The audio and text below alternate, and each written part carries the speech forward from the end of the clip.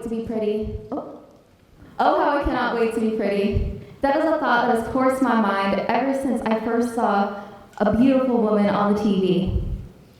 The very first time I saw that model with her perfect blonde hair in some shampoo commercial was essentially the moment my brain chemistry changed forever. And it was because in that moment, I thought for the first time, oh, so that's how I'm supposed to look. It's a thought that shouldn't have to cross a young girl's mind, but unfortunately, it's a thought that did. And it's a thought that still crosses the minds of thousands of mothers, sisters, daughters, and girls worldwide. Every culture and time period has their own beauty standards.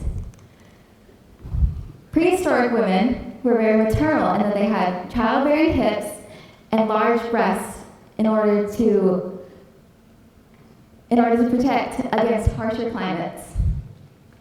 Ancient Greco-Roman standards wanted their women to look just like the goddess of beauty herself, Aphrodite. They wanted her to have a pear-shaped body and romantic lines. All the most famous Renaissance paintings feature tall white foreheads, and all the most famous Rococo paintings feature tall white wigs.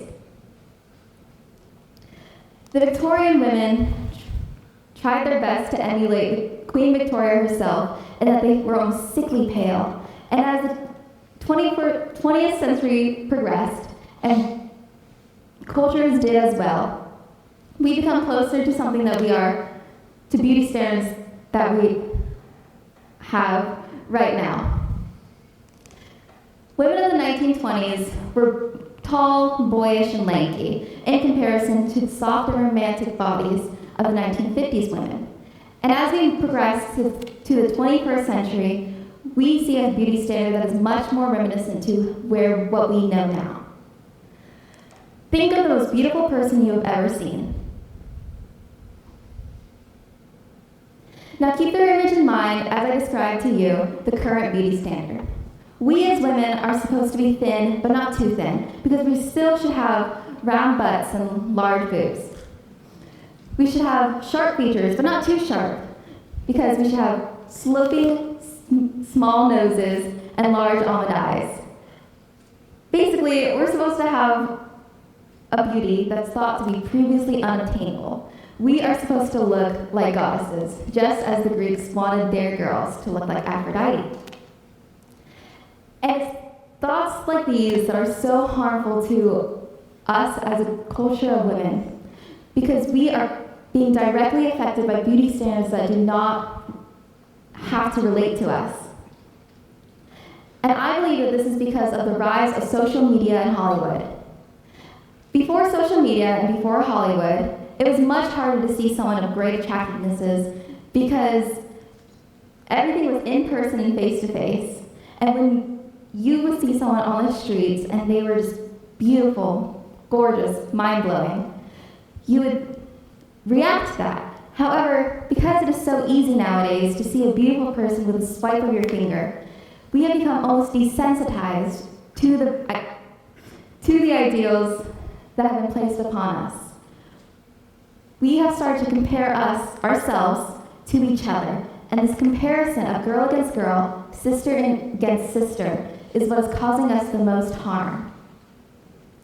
Some may say that it's just girlhood, to be super into one's appearances and presentability. However, it's ideals like these that are causing us the most harm. A couple summers ago, there was this widespread phenomenon all over social media, this thing called girl dinner. Girl dinner was when a girl would post online her final meal of the day. This was where they would eat something snacky, such as cheese, crackers, and grapes. By correlating just being a girl to eating little to nothing, that is incredibly harmful to the way we view ourselves, because it's making other girls, the girls that are not posting online, but they are still consuming the media, it is making us feel as if just to be a girl, we can't eat more than cheese, crackers, and grapes. And other such jokes made against women are when online someone may post a video of themselves, and in the comment section, there would be a comment that says something along the lines of, "Oh, you should take her swimming on the first date." Essentially, this means that if she wears makeup, you should take her swimming so she can wash away everything that makes her beautiful, because it's her makeup that makes her beautiful, not anything else. In a similar vein, comments made such as, one swipe of a makeup wipe and it is all over. Everything that makes her her is her makeup. Without her makeup, she is nothing. And it's thoughts like these that are causing us more and more harm. It's thoughts like these that are making us believe that we are less than. Because if we are only seen as worth anything, if we have makeup on, if we are beautiful, then there should be no other purpose for us. But there is more purpose for us. But this purpose is hard to achieve if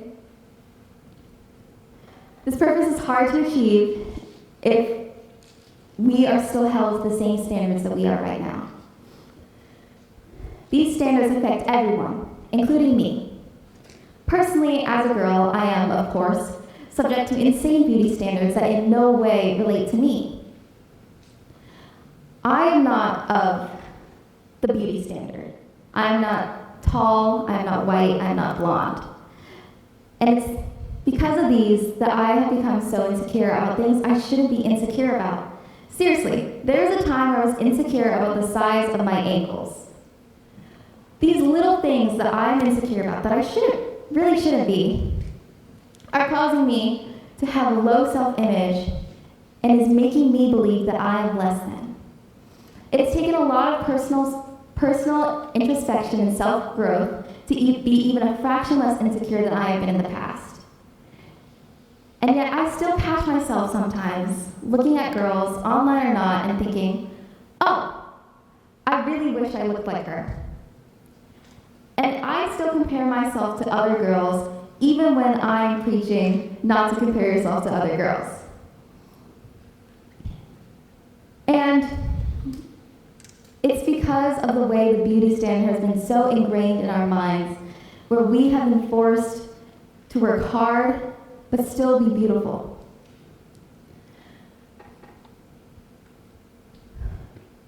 We as women are so much more than the faces that we have, than the beauty that we show on the outside. We are capable of so much more than that. There's so much more to us on the inside than what is seen on the faces in the mirrors or online or in the media in general.